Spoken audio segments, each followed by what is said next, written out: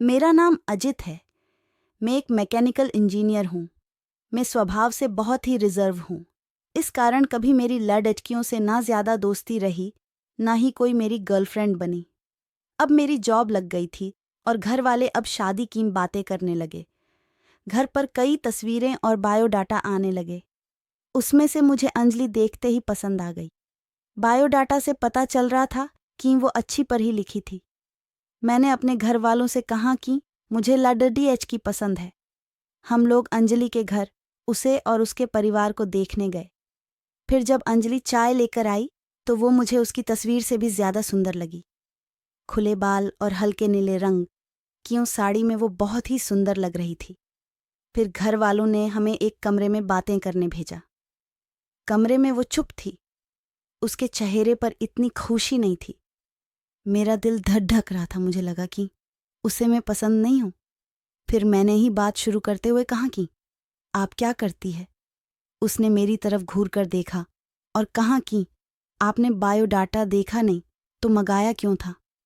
उसकी बात सुनकर मुझे लगा कि वो मुझ में कोई इंटरेस्ट नहीं दिखा रही है। फिर मैंने उसे डायरेक्टली पूछ लिया कि आपको मैं पसंद नहीं हूं। वो बोली, मेरे पसंद की बात नहीं है। आप खुद मुझे नापसंद कर देंगे, मुझे पता है।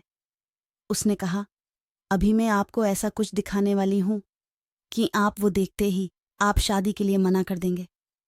आपसे पहले 2 को दिखाया, उन्होंने भी देखते ही मना कर दिया। ये कहकर उसने अपने खुले बाल जो पीछे थे उनको आगे किया। इतने में ही कमरे के बाहर से आवाज आ गई और उसकी माँ कमरे में आ गई। शायद उन्हें भी पता था कि वो हर लड़के के साथ ऐसी ही बातें करती है और कुछ बताती है।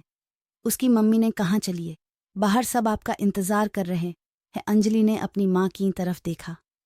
मैं बाहर आ गया और बाहर मेरी माँ और पिता, जिन्हें भी मेरी शादी की जल्दी थी, वो भी मेरे मुंह से बस हाँ सुनना ही चाहते थे। मेरे आते ही मेरी माँ मुझे बाहर ले गई और पूछा कि क्या तुझे लड़ी एच की पसंद है। मैं मना नहीं कर पाया, लेकिन एक बात मुझे खटक रही थी कि आखिर वो क्या बताने वाली थी। उसकी मम्मी जिस तरह से जल्दी से कमरे में आई, मुझे बाहर ले गई, लगा ऐसा जैसे वो हमारी बातें ही सुन रही थी। मैंने शादी के लिए हाँ कर दी। मेरे घर वालों ने उन्हें हाँ में जवाब दे दिया, लेकिन अब मैं एक दुविधा में था कि मैं क्या करूं। मैंने उससे बात करना चाहा। मैंने उससे नंबर नहीं मांगा था।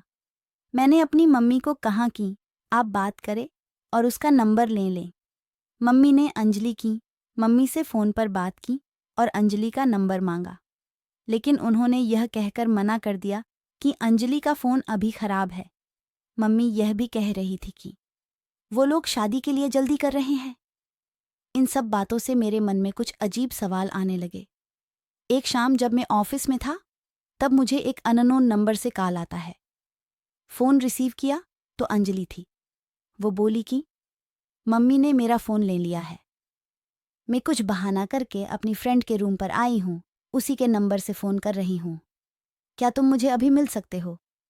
मुझे वैसे भी उससे मिलना था। अंजलि के बताए एड्रेस पर मैं जल्दी से पहुंचा। वो उसकी फ्रेंड का रूम था। मैंने जाते ही पूछा, उस दिन की बात अधूरी रह गई थी और तुम्हारी मम्मी तुम पर नज़र क्यों रख रही है? अंजलि बोली, मैं तुम्हें कुछ दिखाना चाहती हूँ, उसके बाद तुम्हारे सारे सवालों के जवाब मिल जाएंगे। अंजलि आज भी बाल खोलकर आई थी। वो पीछे मुद्दी और अपने खुले बालों को पीठ से आगे की और किया। तब मुझे पता चला कि वो क्या दिखाना चाहती थी। उसकी गर्दन पर एक टैटू था, सुयश नाम का। अंजलि बोली कि मैं एक लड़के से प्यार करती थी और हम दोनों शादी भी करना चाहते थे। मैंने उसी के नाम का टैटू करवाया था। यह बात मैंने अपने घर वालों को भी बताई थी और वो तैयार भी हो गए थे, लेकिन सुयश ने मुझे चीट किया। वो मेरे अलावा भी किसी और को डेट कर रहा था और वो लड़की पैसे वाली थी, इसलिए उसने मुझे छोड़ दिया। तब से मुझे शादी और लड़कों से एक नफरत से हो गई थी। उस लड़के को मैंने बहुत प्यार किया, लेकिन उसने मुझे धोखा दिया। तुमने पहले भी 2 लड़कों को मैंने टैटू दिखाया और उन्होंने सच जानकर शादी के लिए मना कर दिया। मम्मी इसलिए मुझ पर नज़र रख रही है कि मैं तुम्हें भी कहीं सच ना बता दूं, लेकिन मैं लड़कों की तरह नहीं हूं। मैं नई जिंदगी की शुरुआत सच के साथ करना चाहती हूँ। मैं सुनकर सोच में पड़ गया कि जिसको प्यार मिलता है उसे प्यार की कद्र नहीं होती। आखिर इतनी प्यार करने वाली लड़की को कैसे कोई धोखा दे सकता है। मैंने कहा कि मुझे तुम्हारे पास्ट से कोई मतलब नहीं है, लेकिन मैं चाहता हूँ कि मुझे भी तुम उतना ही प्यार करो जितना उस लड़के को करती थी। अंजलि को यह उम्मीद नहीं थी। उसे लगा था मैं भी उससे शादी के लिए मना कर दूंगा। मेरी बात सुनकर उसने इतने दिनों के दबाए आंसू बहने लगे। मेरी शादी अंजलि से हो गई और मैं अपने आप को बहुत खुशकिस्मत मानता हूँ कि मुझे अंजलि जैसी सच्ची और प्यार करने वाली लाइफ पार्टनर मिली है।